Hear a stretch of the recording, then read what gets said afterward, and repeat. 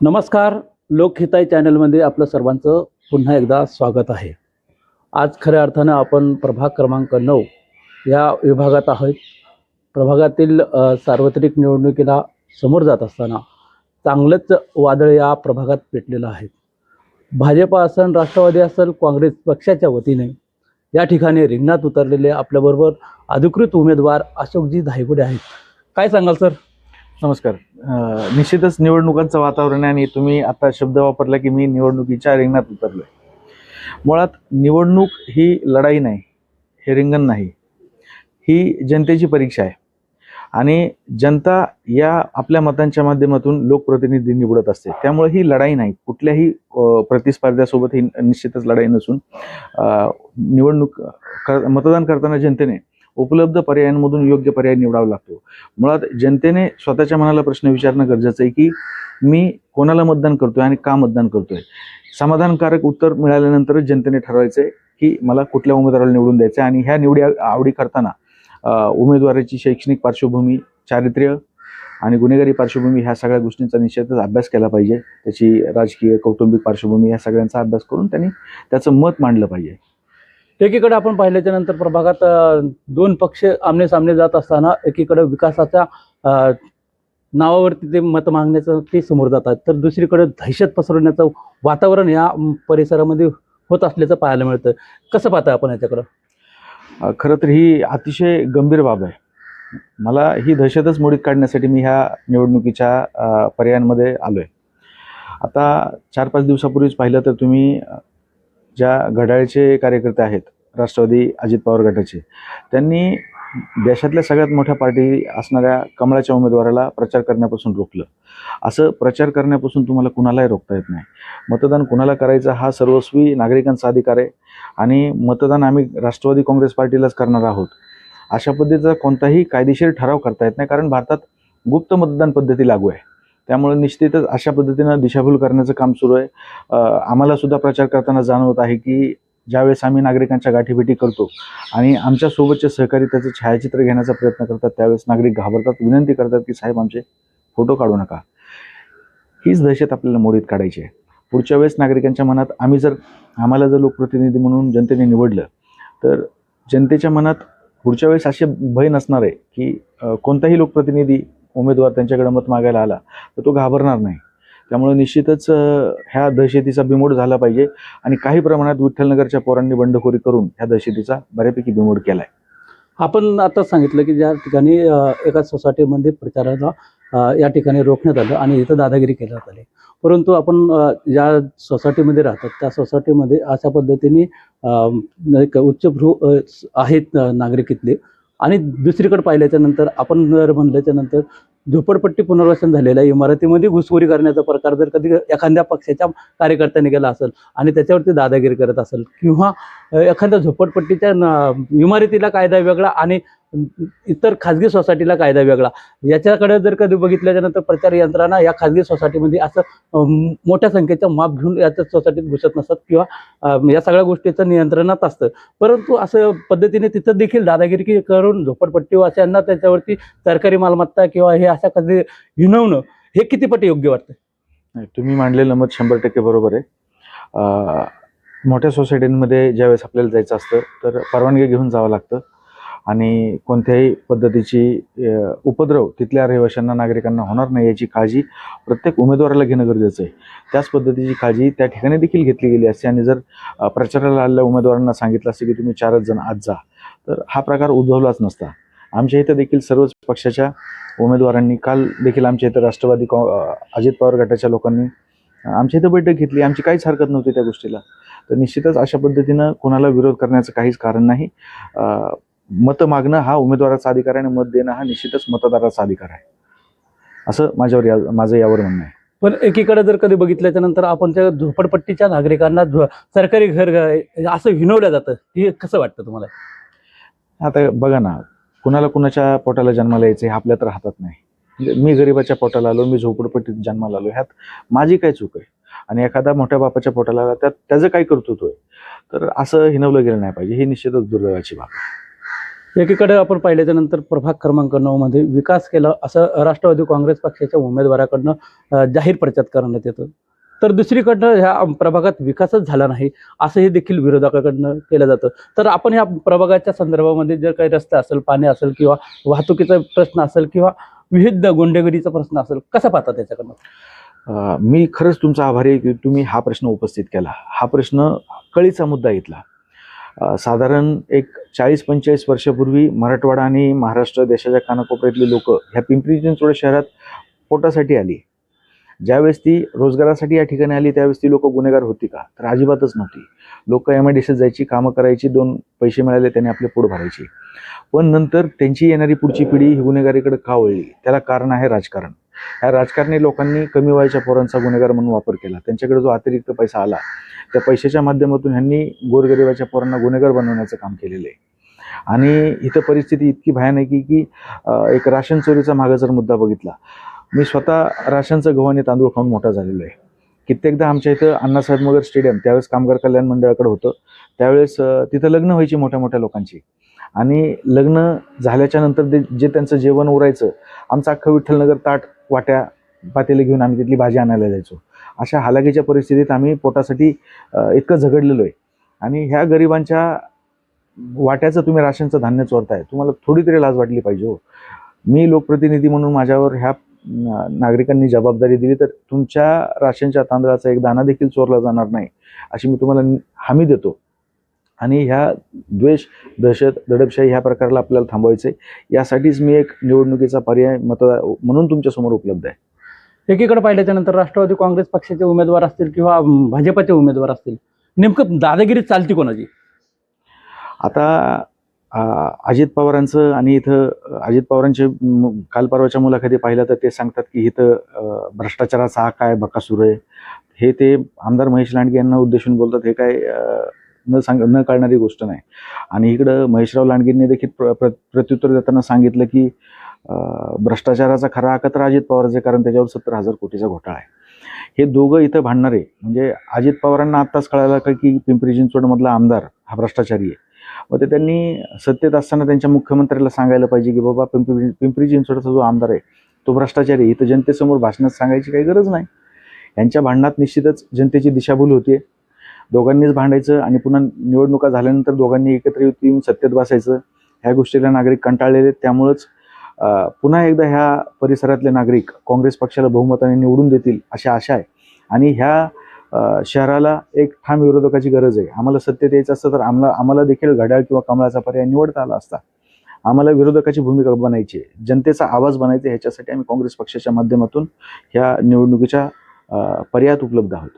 एकीकडे पाहिल्याच्या नंतर अजित पवारांनी महेशदादा लांडगे यांच्यावरती आरोप केल्याचा प्रकार समोर आलेला आहे. तर महेशदादांनी देखील अजयदादावरती आरोप केलेला आहे. दोन्हीही भ्रष्टाचारात अडकलेले पाहायला मिळतंय.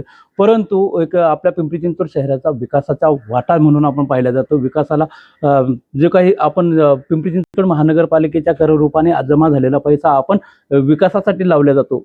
एकीकडे पाहिल्याच्या नंतर छत्रपती संभाजी महाराजांच्या पुतळ्याच्या संदर्भामध्ये भ्रष्टाचार मोठ्या प्रमाणात झाला म्हणून जनतेने मोठ्या प्रमाणात या ठिकाणी महापालिकेत तक्रारी केल्या होत्या, मुख्यमंत्र्यांकडे तक्रारी केल्या होत्या. तसंच त्याच पद्धतीने शीतलबागचा ब्रिजच्या संदर्भात आहे, कुदळवाडीचा संदर्भ आहे. अशा या प्रचंड भ्रष्टाचार महेश लांडगे यांच्या विरोधात जनतेने आवाज उठवला होता. याच्याकडे कसं पाहताय बरं आपण? आता भ्रष्टाचार हा ह्या देशातला कळीचा मुद्दा झाला आहे. ह्यांनी इतकं वाईट परिस्थिती करून ठेवली की जर उद्या नेपाळ आणि श्रीलंकेसारखी परिस्थिती उद्भवली तर आपलं काय होईल? ह्या गोष्टीची ह्या लोकांना भीती कशी काय वाटत नाही हेच मला समजत नाही. म्हणजे आपण पाहिलं की एक 30-35 वर्षापूर्वी दूध घालणारा जो व्यक्ती आहे तो आज शेकडो हजारो कोटीचा मालक बनतो.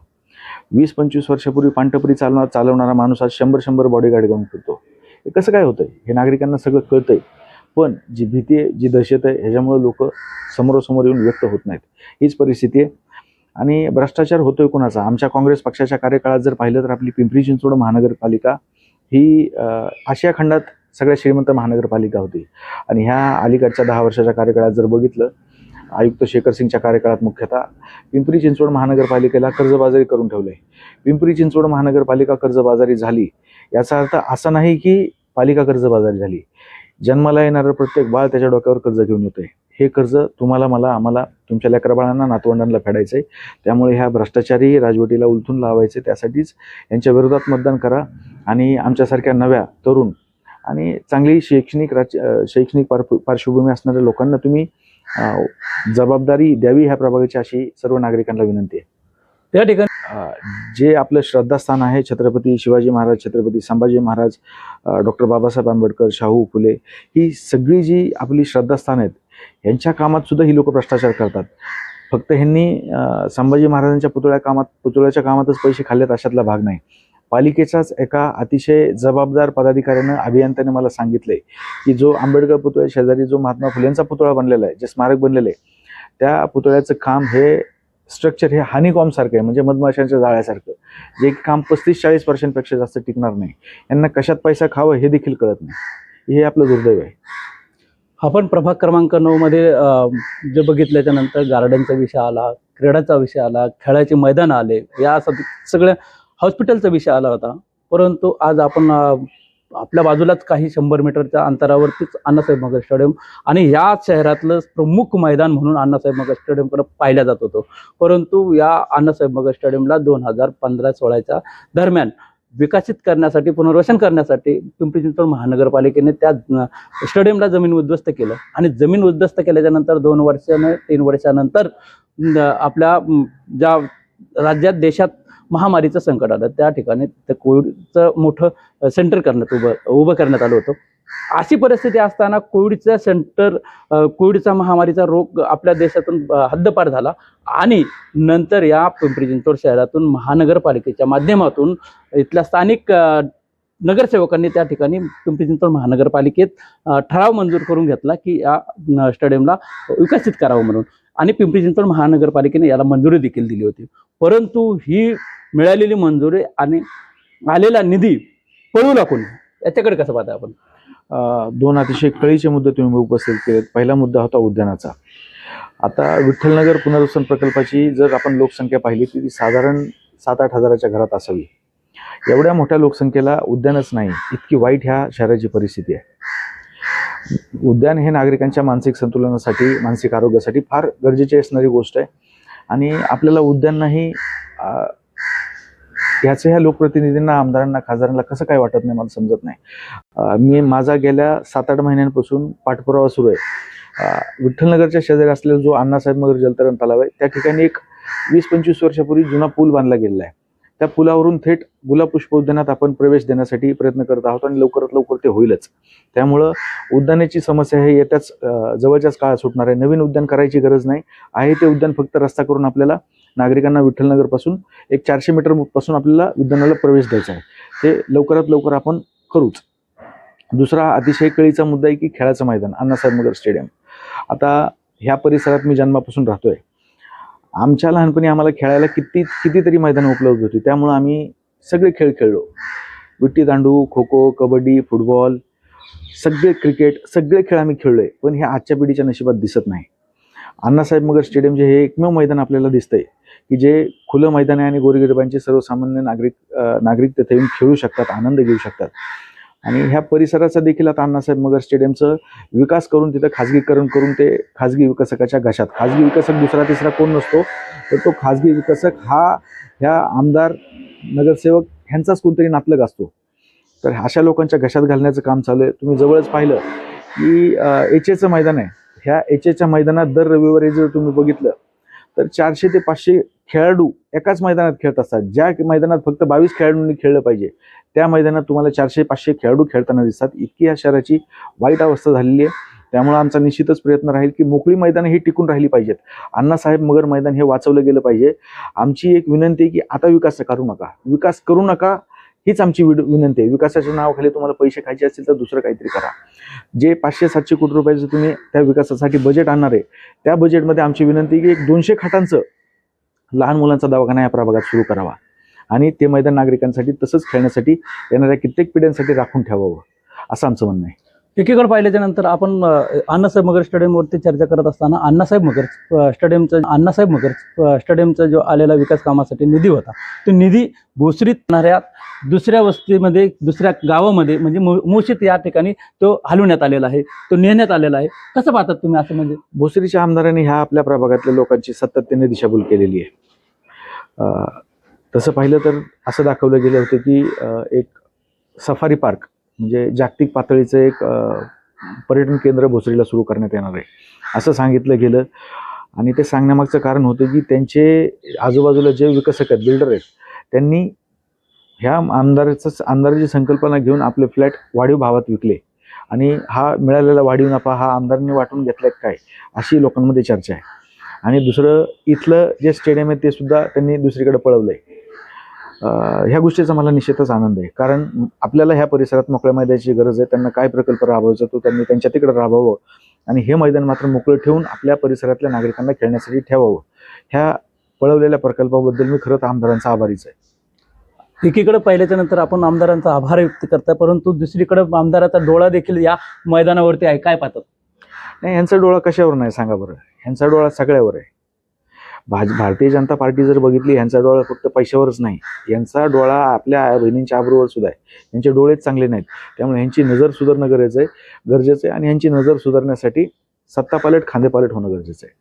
एकीकडे बघितल्याच्या नंतर प्रभागात आपल्या नाही का पिंपरी चिंचवड शहरातच प्रभागाबरोबर पिंपरी चिंचवड शहरामध्ये जातीवाद पेटवण्याचं काम या पिंपरी चिंचवड शहरामध्ये ज्यांच्या माध्यमातून होतं, त्यांच्याच माध्यमातून आज आपल्या या भागामध्ये निवडणुकीला 4 खेळाडू त्यांनी मैदानात उतरवलेले पाहायला मिळतात आणि त्याच मैदानात तुम्ही देखील आहात.